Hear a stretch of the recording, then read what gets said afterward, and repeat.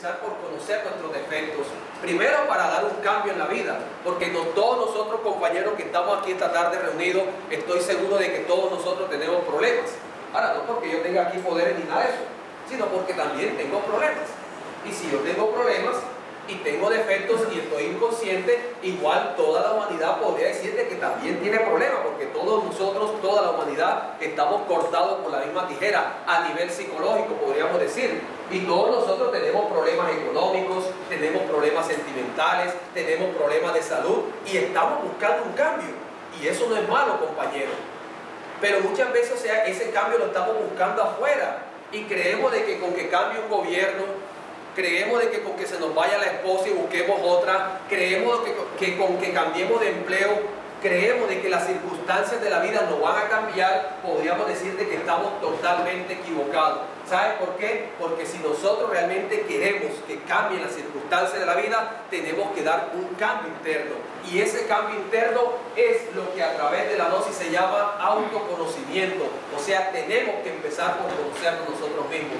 Es una sabiduría trascendental que entrega el maestro Samael y que nosotros como sus discípulos lo único que tenemos que hacer es comprobarla para realmente tener una base sólida, una base, podríamos decir, verdadera de lo que son estas enseñanzas.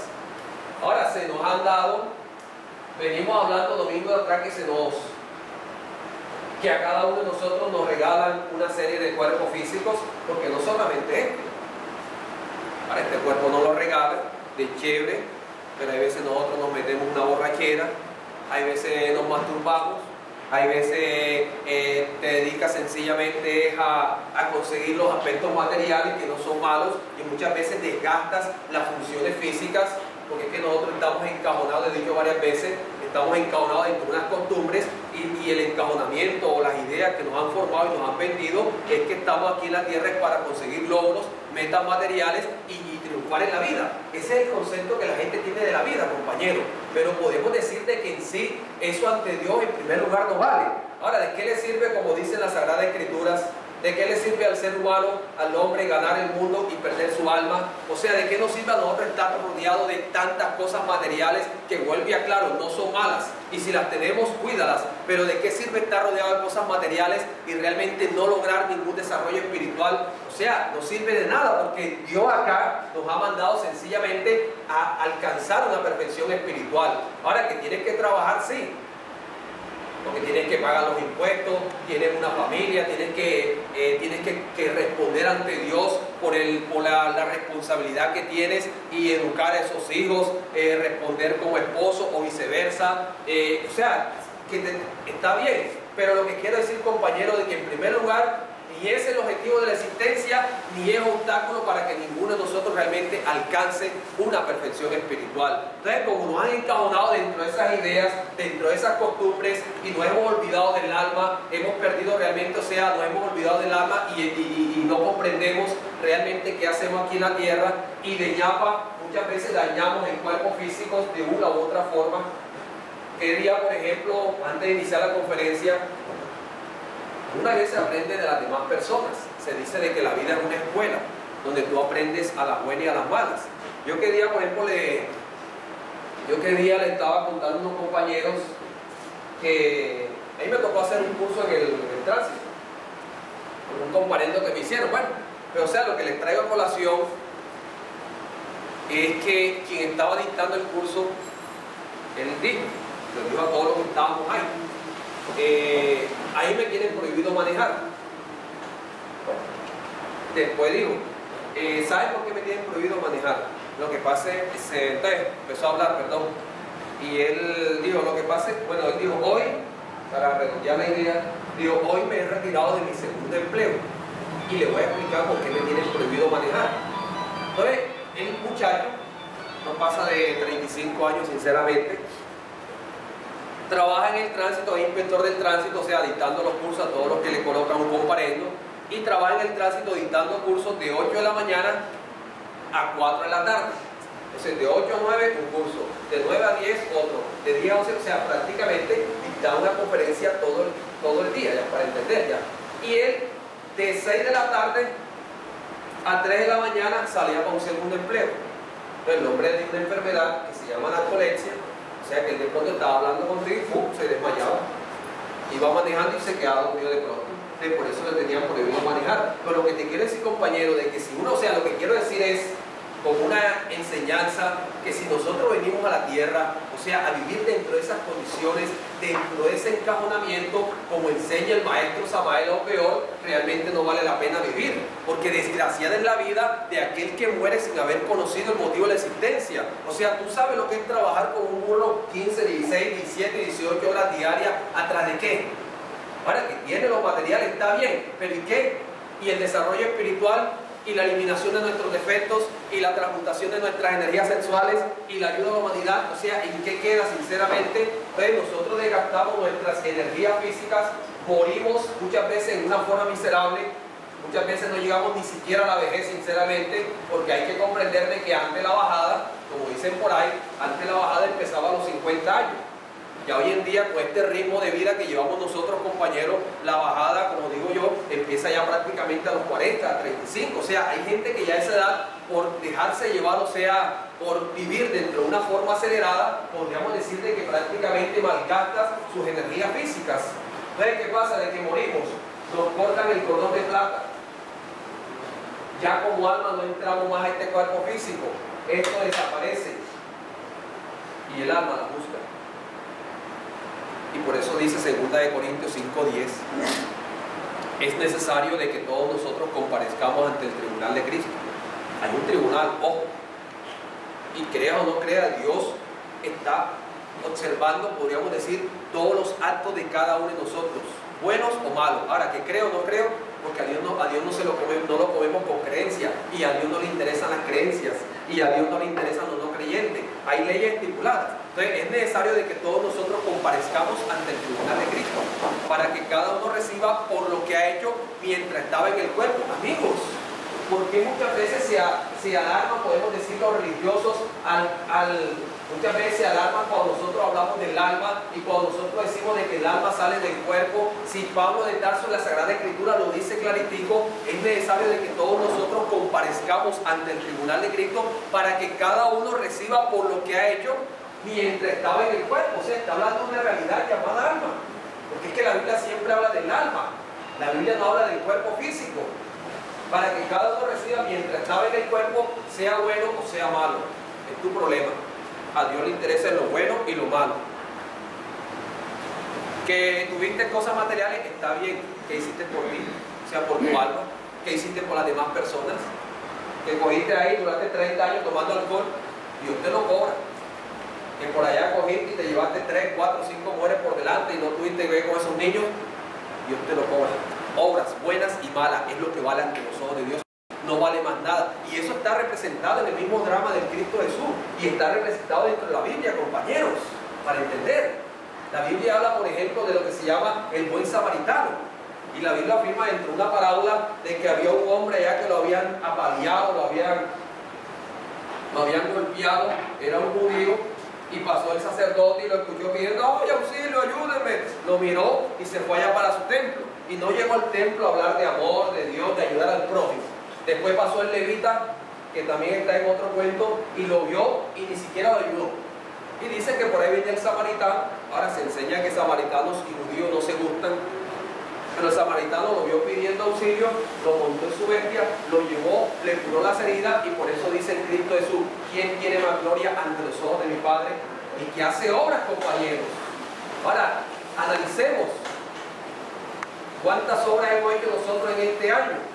Ya hemos metido en marzo, y de pronto lo que hemos hecho es cometer errores en la vida. Entonces, si estamos cometiendo errores, ¿a qué Dios le vamos a pedir? Claro está que hay una misericordia, eso no podemos negarlo, y Dios, dentro de toda nuestra degeneración y toda nuestra inconsciencia, y muchas veces nos escucha. Pero lo que quiero decir es que nosotros debemos tener ciertos méritos, o debemos tener mérito ante los ojos de Dios. Entonces son obras lo que vale ante Dios. A Dios no le interesa ni la religión, a Dios no le interesa ni las creencias, a Dios no le interesa la posición social, a Dios no le interesa eso. Sencillamente, ¿qué hiciste por ti y qué hiciste por las demás personas? Después nos juzgan, nos dan otro cuerpo físico, esta alma la conectan a un esperma que fecunda un óvulo, queda una mujer embarazada, nace una criatura, y ahí vienes tú nuevamente como como alma que eres, en un nuevo cuerpo. Y vienes a pagar lo malo o que te paguen lo bueno que hiciste en la vida anterior. Claro está de que esto no es infinito, porque Dios no va a ser alcahueta de estar patrocinando la degeneración de cada uno de nosotros y dándonos cuerpos físicos eternamente para que nosotros realmente no hagamos nada espiritualmente. Esto tiene un límite, y el límite son 108 cuerpos físicos, el límite son 108 vidas. El límite, cuando se cumple el límite, o sea, cuando ya nosotros cumplimos las 108 vidas y no hicimos lo que teníamos que hacer aquí en la tierra, que es algo sencillo, compañeros. Digo sencillo porque la gnosis es sencilla, si no realmente eliminamos los defectos. No conociste la ira, era una persona iracunda. No conociste la lujuria, no la eliminaste, era un tipo que te llevaba a las mujeres por delante. No aprendiste a transmutar tus energías sexuales y no ayudaste a la humanidad. Entonces, si nosotros no alcanzamos la purificación de nuestra alma, como hemos dicho domingo atrás, entonces la naturaleza lo tiene que hacer por nosotros, y lo hace a base de grandes castigos, lo hace a base de grandes padecimientos, y lo hace cuando cada uno de nosotros como alma tengamos que descender a los mundos infiernos, porque realmente, amigos, los infiernos son una tremenda realidad. Pero la gente se asombra cuando uno habla de los infiernos.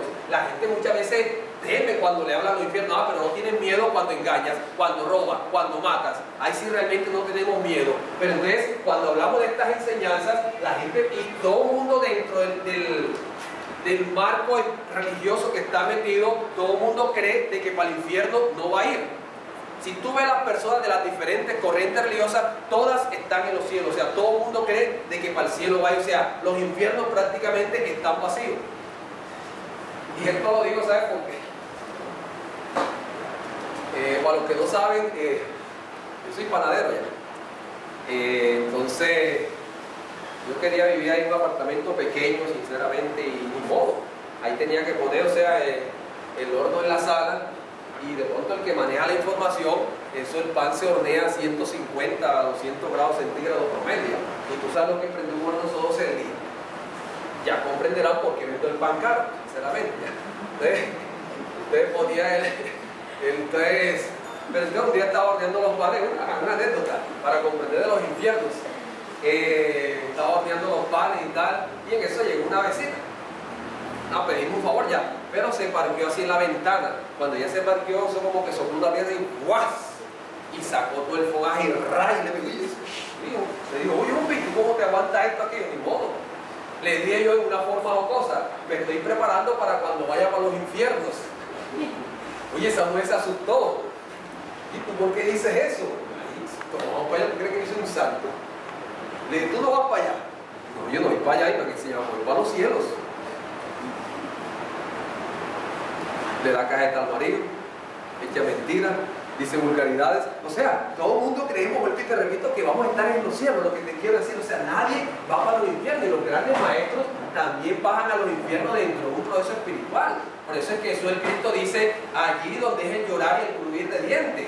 Y si miramos, por ejemplo, el credo del cristianismo, dice de que Jesús el tercer día bajó del infierno, y al tercer día resucitó y está sentado a la diestra de Dios Padre. O sea, ellos también, o sea, nosotros lo que pasa es que al bajar al infierno, vuelvo y te repito, vamos a pagar, vamos a recibir un castigo o un sufrimiento por todos los errores que cometimos durante las 108 vidas, compañeros. Ahora, se habla, está constituido por 9 círculos dantescos. Y se habla de dantesco porque son en memoria, podríamos decir, a lo que es el Dante Alighieri. O sea, el Dante Alighieri escribió una obra llamada La Divina Comedia. Y esa obra, o sea, dentro de esa obra, él lo que hizo fue entregar una enseñanza a la humanidad. Esta enseñanza, o sea, él entregó como una novela, pero que dentro de esa obra está sencillamente explicado todo el proceso y todo el sufrimiento que tiene que sufrir el alma, o que tenemos que sufrir cada uno de nosotros al bajar a los 9 círculos dantescos. Entonces, dentro de esto, por eso es que se llaman círculos dantescos, y están constituidos, o sea, están relacionados con los 9 planetas principales. Si nosotros miramos acá, si miramos acá, por ejemplo, dentro de los 9 círculos dantescos, como les decía, y están constituidos. Ahora, cada vez que nosotros vamos bajando de círculo en círculo, o sea, vemos de que el espacio se creciendo. Y entre más vayamos bajando de círculo en círculo, el número de leyes va aumentando. Por eso es que el maestro Samael le dice a los discípulos gnósticos y a toda la humanidad: yo no quisiera que ustedes bajaran allí, porque la vida de los infiernos, compañeros, es más amarga que la hiel. Aquí la cogemos suave.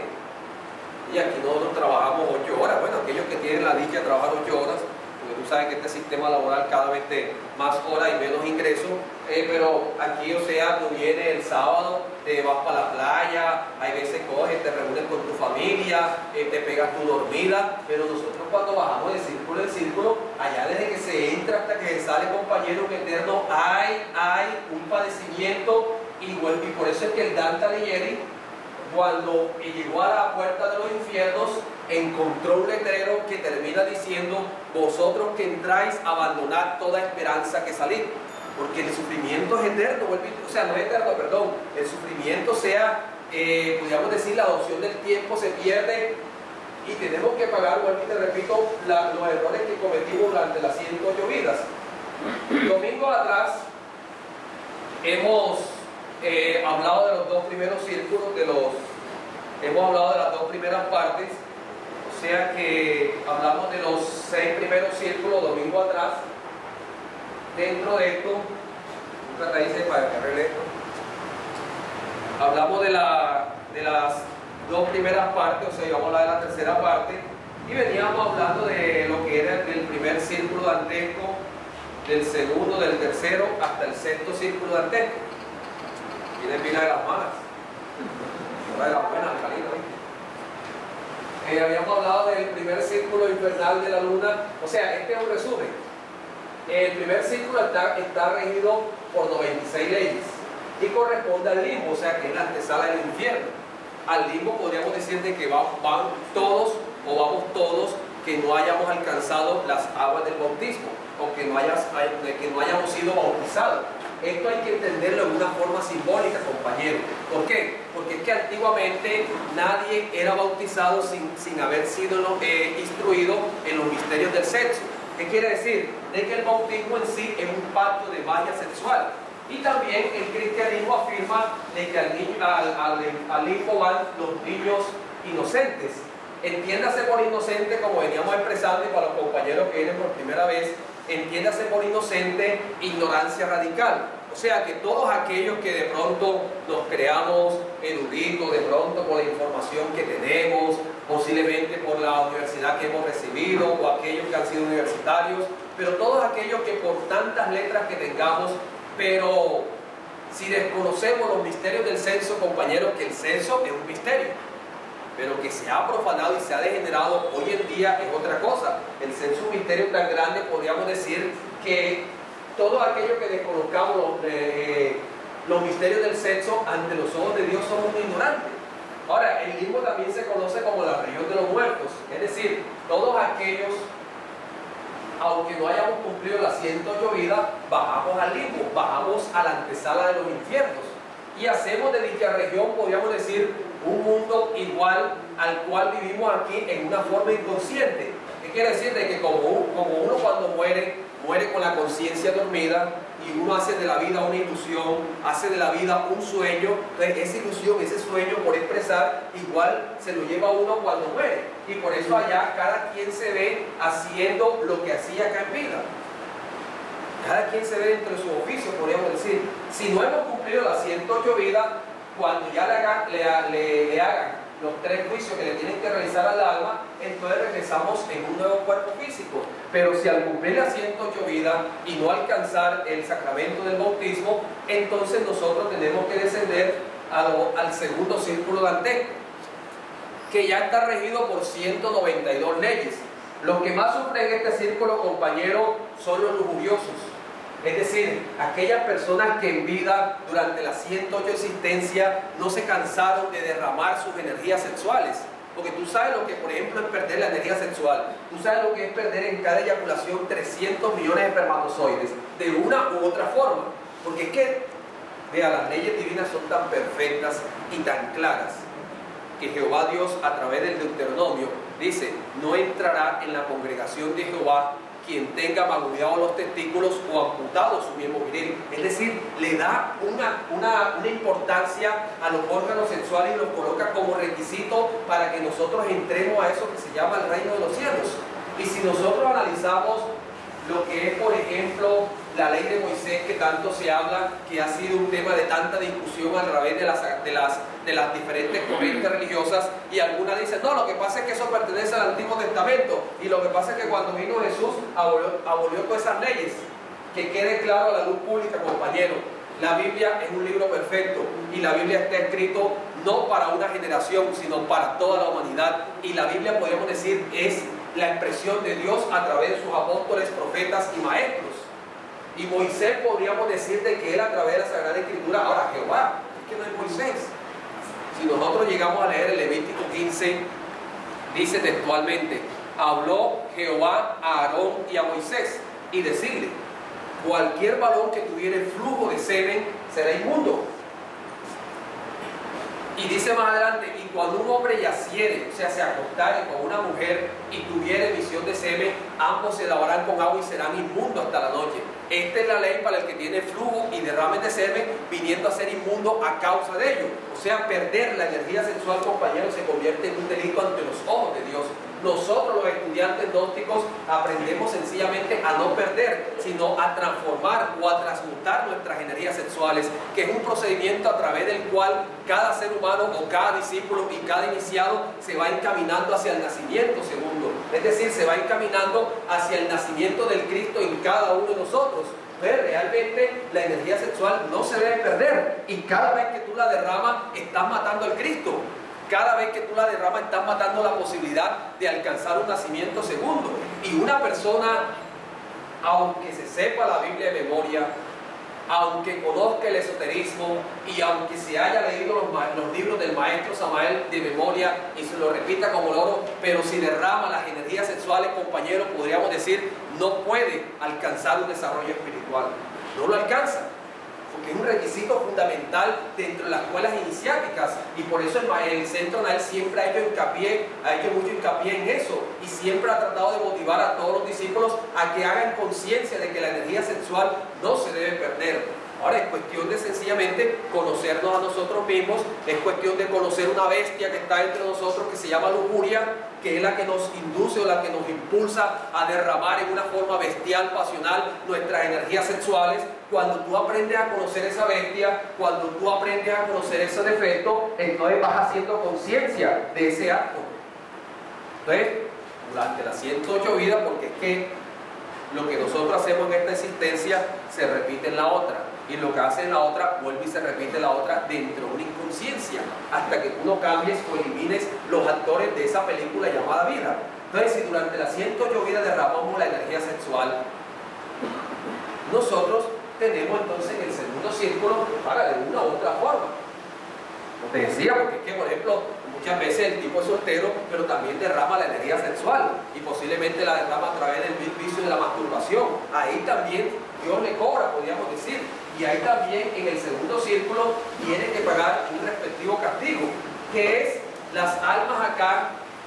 Dentro del segundo círculo dantesco, podríamos decir, el castigo es que las almas son arrastradas por un torbellino permanente de aire negro que las coges y las estrellas contra podríamos decir, las estrellas una contra otras, y es el castigo que debemos recibir cada uno de nosotros, unos más, otros menos, por el derrame de nuestras energías sexuales, o sea, por violar las leyes divinas y derramar nuestras energías sexuales durante las 108 vidas.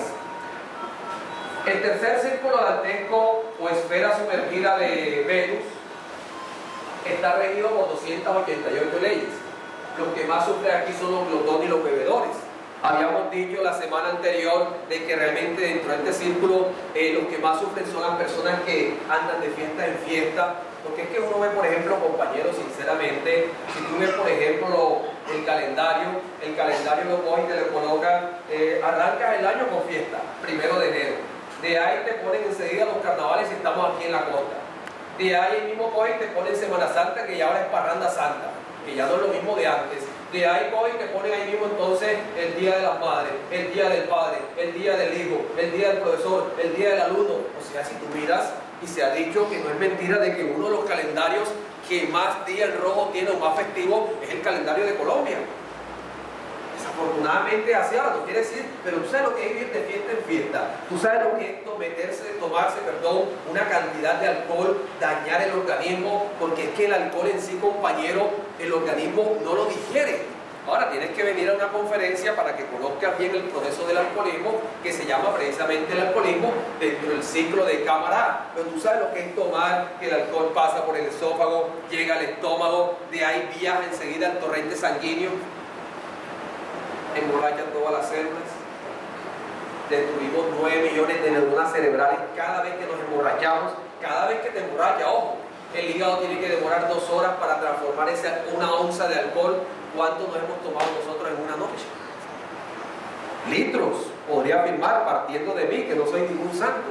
Litros. Entonces, todo eso el hígado que pasa, va entrando dentro de un proceso que se llama cirrosis hepática. Ahora, tú sabes lo que es terminar dentro de la etapa terminal de esa enfermedad, con el estómago así, con una sed insaciable, y empezar a vomitar pedazos del hígado, con sangre, ya para morirte.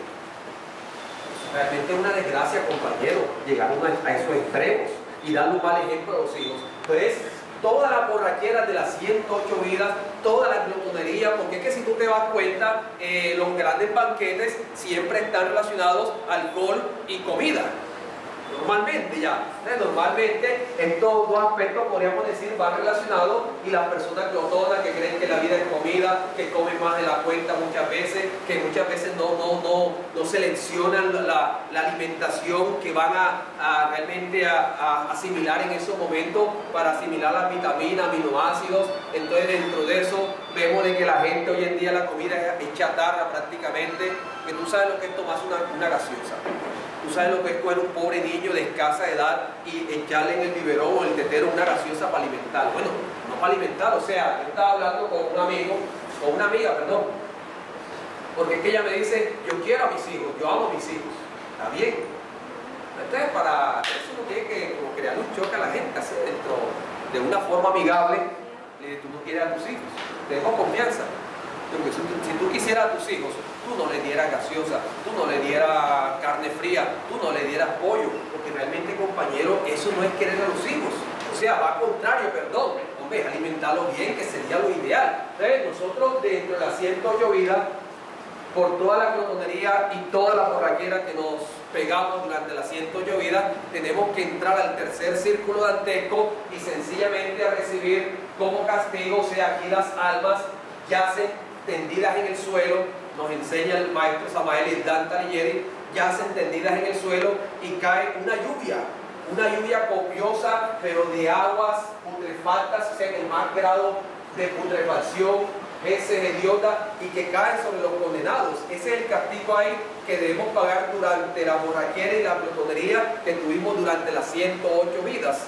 Ahora, también se encuentra en el tercer círculo Cerbero, el perro infernal, de 3 fauces, que con sus ladridos, podemos decir, atormenta a los condenados, y que la misión de Cerbero es coger y destrozar cuantas veces sea encomendada el alma del condenado. Entonces, al escuchar los ladridos de Cerbero, las almas, podríamos decir, se aterrorizan.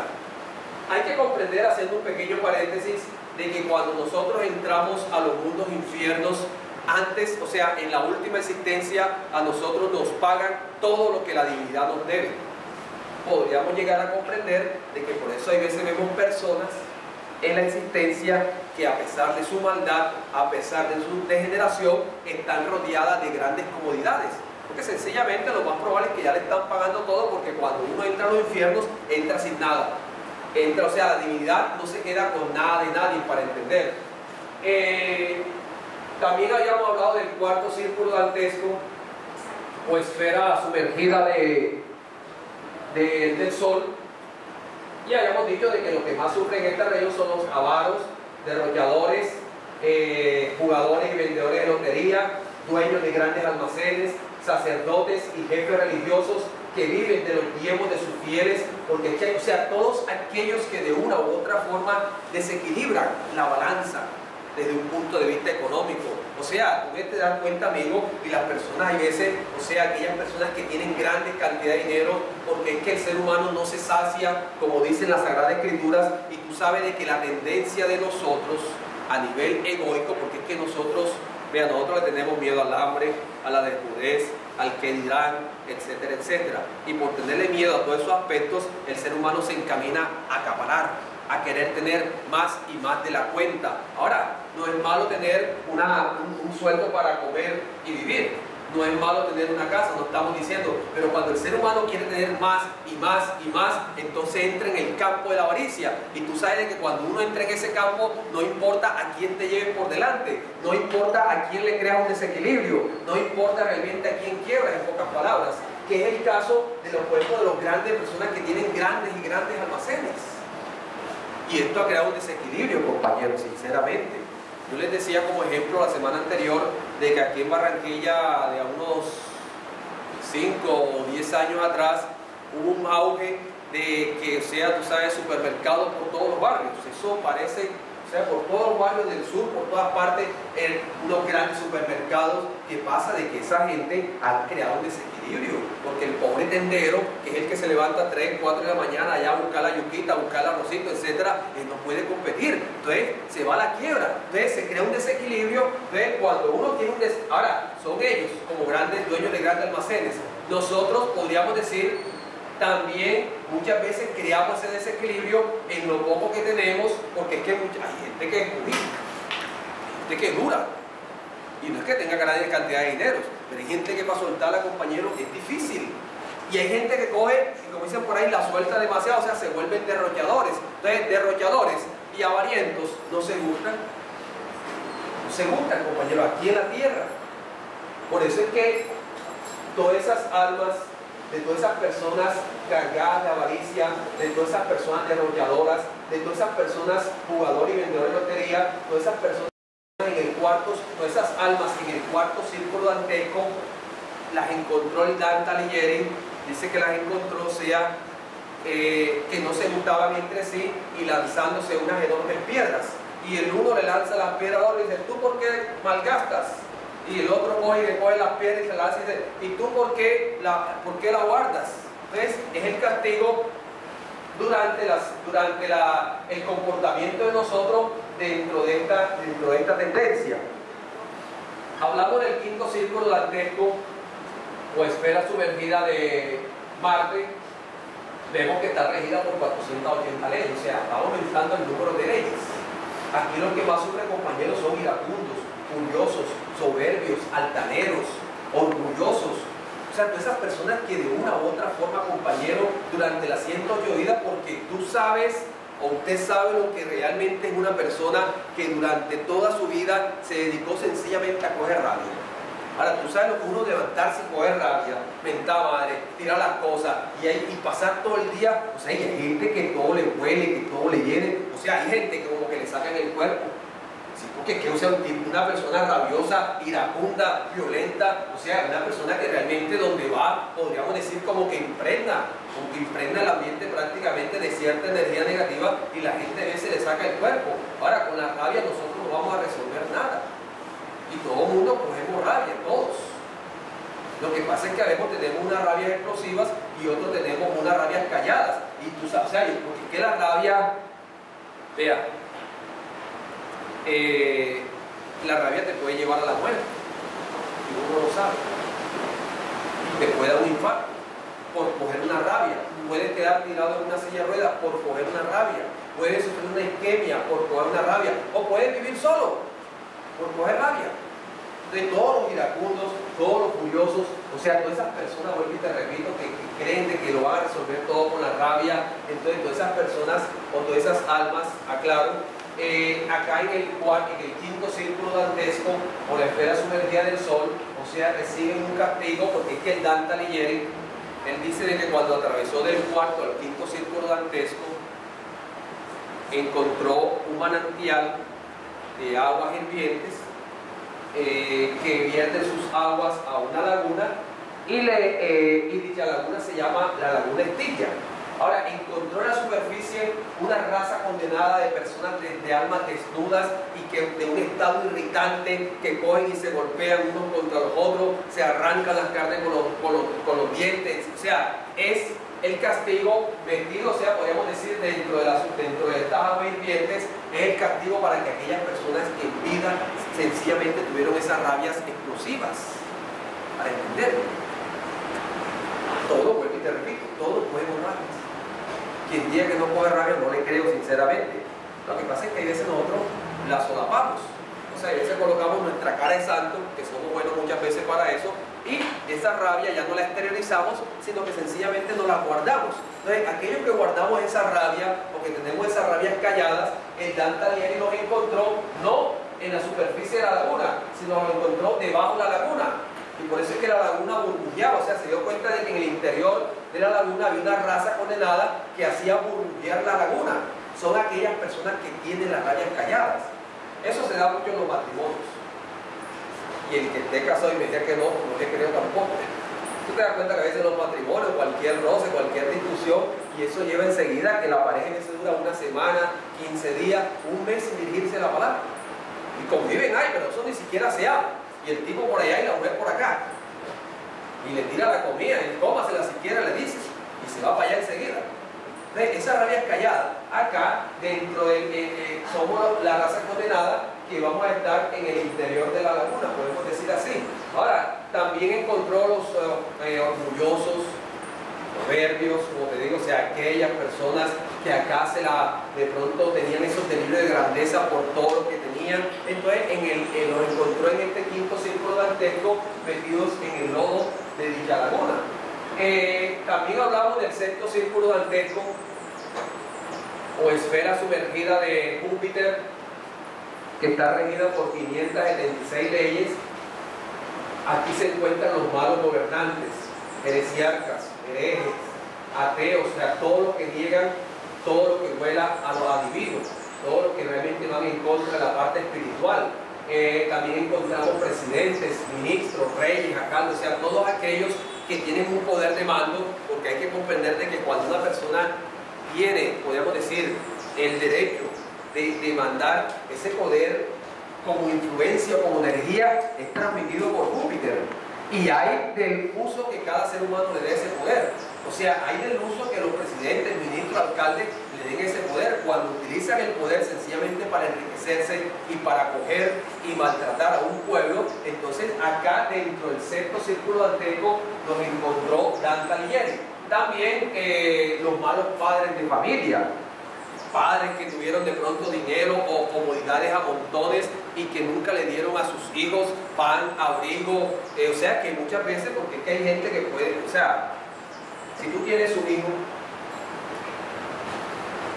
y está, y bueno, errores que cometes, tienes que responder por ese hijo, mandarle su alimento, mandarle su ropita, o sea, corresponde, porque es que realmente cuando nosotros, porque es que ante Dios, vuelvo y te repito, cada uno de nosotros tiene una responsabilidad, o aquellos que son padres de familia, tienen una responsabilidad ante Dios por la educación que le das a ese hijo y por el amparo que le tienes que dar a ese hijo. Entonces, los malos padres de familia, muchos aquellos de pronto cargados de buenas intenciones, que lo que debieron hacer no lo hicieron y lo que no debían hacer, eso fue lo que hicieron. Acá también en el sexto círculo tienen que pagarlo. ¿Y cómo lo pagan? Sencillamente el castigo es que el Dante Alighieri aquí en el sexto círculo entró a una ciudad que se llama la ciudad de Dite, y dicha ciudad, o sea, tiene las losas levantadas, afirma el Dante Alighieri, del interior de las losas salen gritos de almas, o sea, como gente ajusticiada, y encontró la ciudad, o sea, la llena de sepulcros por todas partes, pero los sepulcros están envueltos en llamas. O sea, están metidos, encajonados dentro de sus limitaciones, podemos decir. Entonces, esto fue todo lo que hablamos dentro de estos domingos anteriores, estimados amigos. Ahora sí vamos a hablar del séptimo, o sea, la tercera parte de los mundos infiernos. Y vamos a hablar del séptimo círculo. El séptimo círculo, podríamos decir, o sea, está regido ya por 672 leyes. Vemos de que los que más sufren en este círculo son los violentos, o o sea, el color de este círculo es el rojo sangre que caracteriza la pasión violenta animal. Por eso aquellas personas que tienen de pronto una visión psíquica y aquellas personas que han tenido la capacidad de visualizarse su aura a través de muchos mecanismos, bien se sabe de que el color del aura cuando es roja indica que la persona es bastante violenta, y está relacionado porque cuando nosotros entramos al séptimo círculo dantesco, o sea, las personas que llevan su aura de un color rojo, ya, o sea, indica, vuelvo y te repito, lo que es la violencia. Entonces, de una u otra forma, este círculo en sí, compañero, está dividido por 3 recintos. ¿Qué quiere decir esto? De que encontramos en el primer recinto los violentos contra Dios y sus bienes. Encontramos en el segundo recinto los violentos contra sí mismo y sus bienes. Y encontramos en el tercer recinto violentos contra Dios, la naturaleza y el arte divino. Vamos a hablar del primer recinto, o sea, los violentos contra el prójimo y sus bienes. Encontramos ladrones, terroristas, incendiarios, asesinos, o sea, todos los que de una u otra forma hayan levantado su mano contra el prójimo y contra los bienes del prójimo. Ahora, hay que comprender, compañeros, de que hoy en día todo huele a violencia. Si nosotros miramos, por ejemplo, compañeros, la violencia que está a nivel mundial por la lucha del poder, grupos terroristas que muchas veces cogen y desplazan pueblos enteros sencillamente para apoyarse de las tierras. Ahora, que obedece al karma de la humanidad es otra cosa, pero en sí todas esas personas que de una u otra forma que levantan, vuelvo y te repito, que no tienen que ver con los bienes de las demás personas, que se los quitan de una u otra forma, acá en el tercer círculo tienen que pagarlo. En el primer recinto del séptimo círculo uno ve, por ejemplo, compañero, la prensa roja. Y la prensa roja, si tú te das cuenta, todos los días a través de esos periódicos, eso es muerto, o sea, salen de pronto 3, 4, 5 y hasta 10 muertos diariamente. O sea, realmente, incluso muchas veces las autoridades, cuando ya llega un puente festivo, realmente tienen que estar a las expectativas. ¿Por qué? Porque es que se espera de que haya muchos muertos normalmente, porque es que hoy en día ya el derecho a la vida no se respeta, podríamos decir, y ya, o sea, y si nosotros miramos, la humanidad parece que estuviera instruida prácticamente para matar. Uno se aterra sinceramente, compañero, de que hoy en día la palabra predilecta del ser humano sea matar. Uno se aterra de que hoy en día hayan escuelas de sicarios. Uno se aterra sinceramente de la violencia que se ve día tras día, y muchas veces por bobadas. Una persona fácilmente le quitan la vida por un par de zapatos.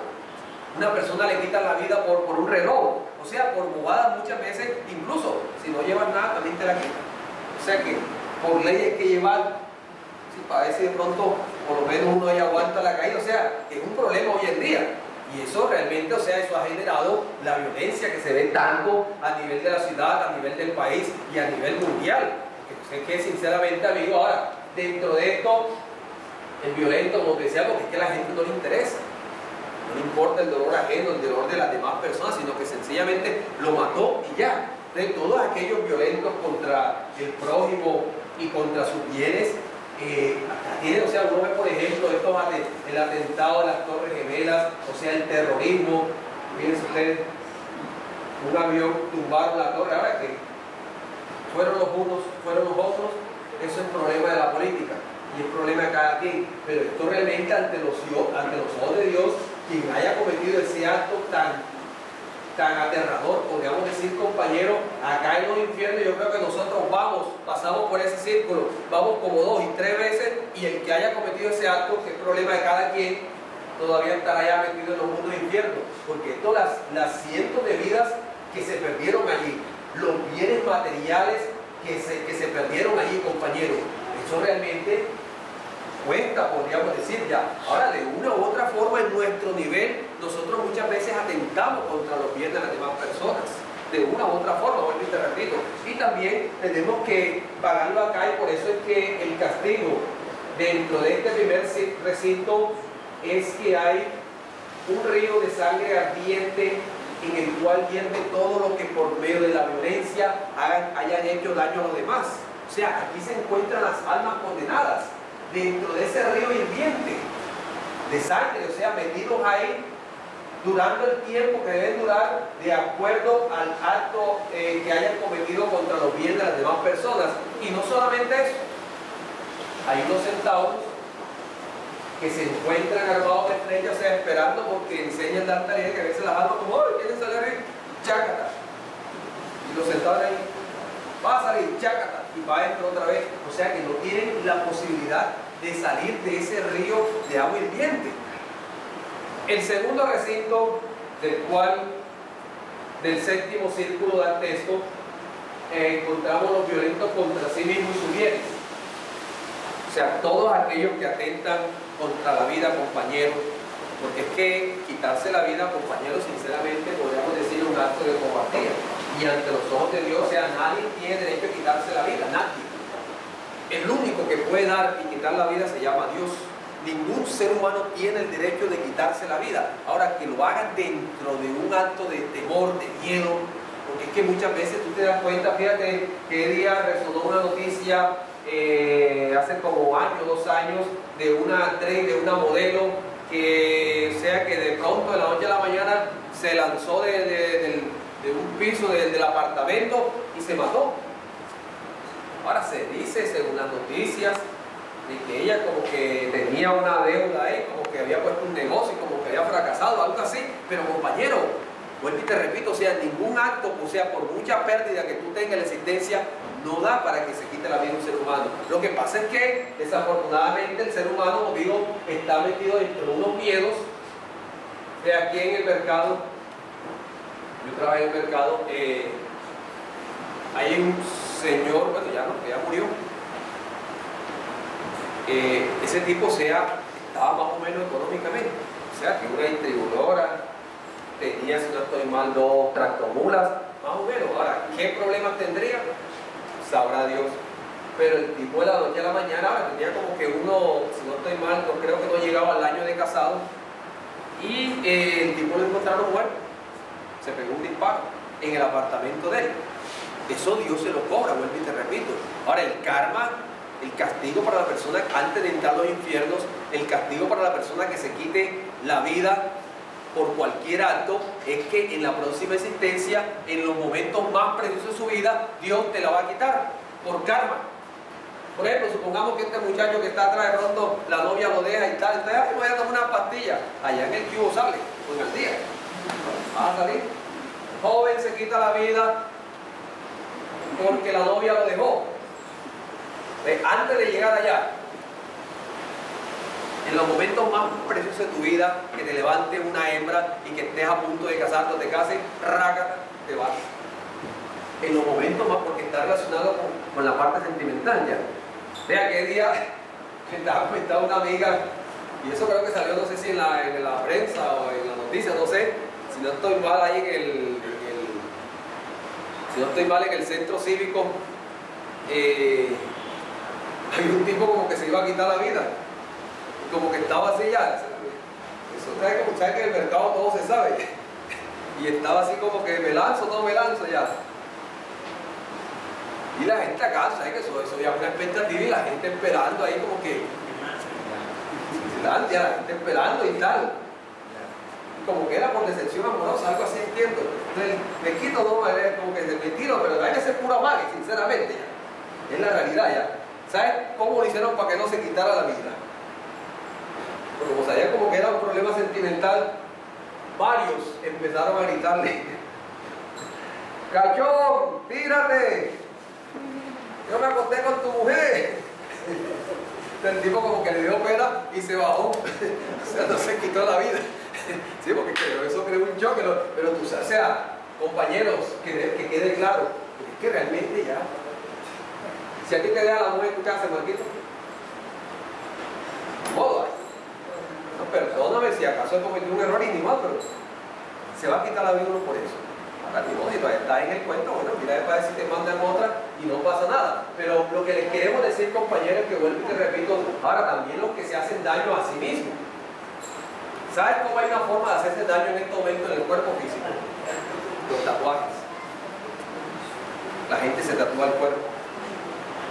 Y eso daña el cuerpo físico, para entender ya, para que tengan la idea.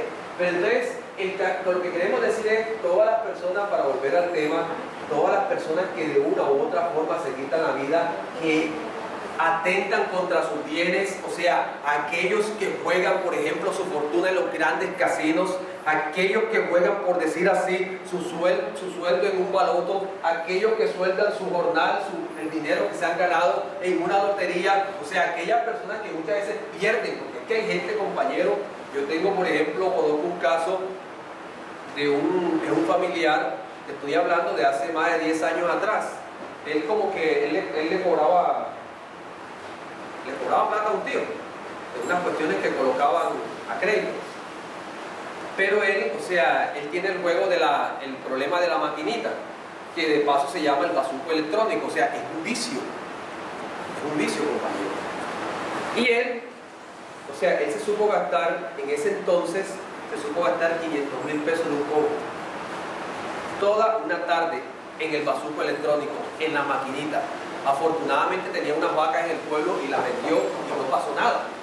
Pero, o sea, compañero, tú sabes lo que es eso. O sea, hombre, Dios te da el trabajo, Dios te da el dinero, hombre, lleva la comida a tus hijos, paga los impuestos, paga la luz, compra la ropita a tu mujer. Es para eso es que Dios nos da un trabajo y para eso es que Dios nos da, podemos decir, el dinero. Pero cuando uno realmente no, que voy a jugar aquí para ver qué saco, para ver si la multiplico, olvídate. ¿Y cuántas personas, compañeros, no la han perdido todo?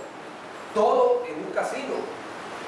Entonces, ¿qué pasa? De que podemos decir un choque fuerte en la vida y muchas veces van y se quitan la vida también. Entonces Dios te la cobra doble. Te cobra por haberlo perdido todo y te cobra también por quitarte la vida. Por eso es que el castigo en este segundo recinto es que las almas de los condenados están desprovistas de cuerpo físico. O sea, Dante Alighieri, cuando entró a este segundo círculo, encontró un bosque espeso.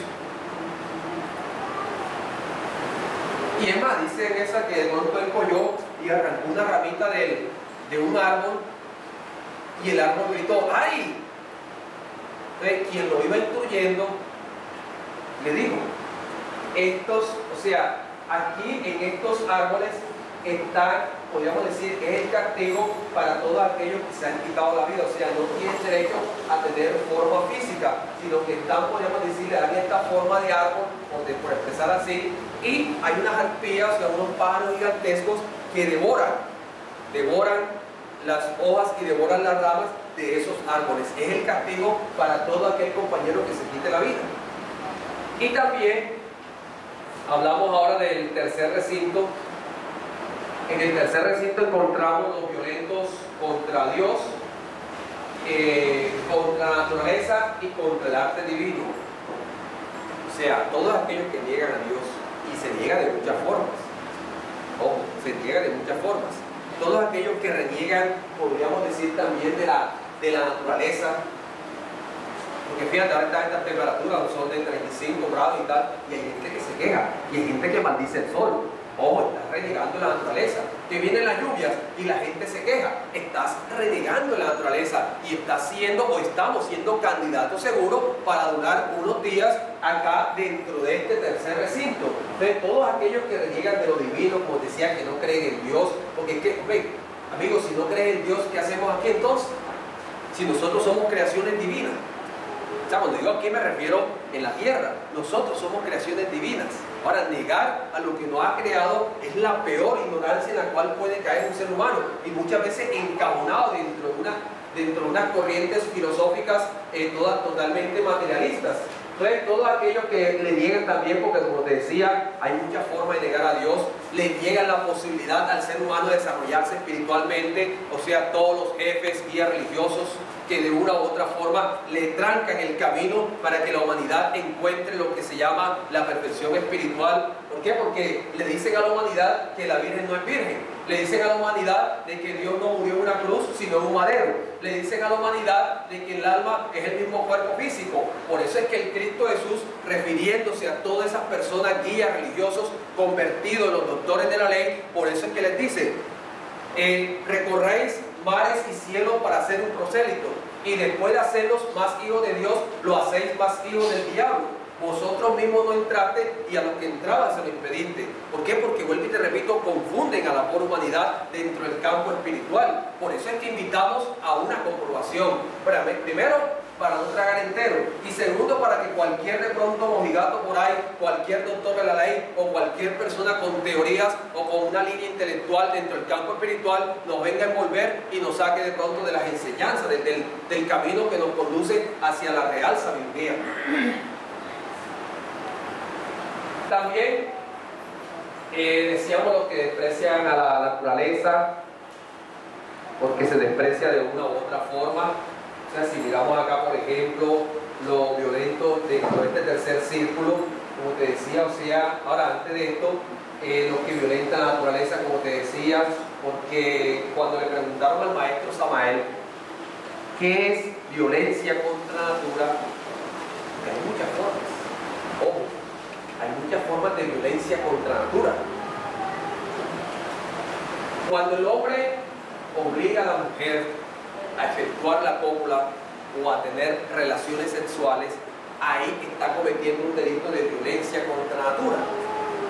¿Por qué? Porque posiblemente el organismo no está en disposición de acceder a un acto sexual, o viceversa. Cuando la mujer coge y obliga al hombre a efectuar la cópula, el acto sexual, sin estar él en disposición de hacerlo. Así que cuando lo que está cansado, ¿tú sabes? Le tocó tirarse una área de mezcla, ¿ves? Déjalo que descanse. Es ideal, pero cuando se obliga, se está cometiendo el delito de violencia contra la natura. También los que cometen el acto del crimen de la violación sexual, o sea, la posesión carnal, o sea, a la fuerza. Ahora, tú sabes lo que le hacen a los violadores aquí en la tierra.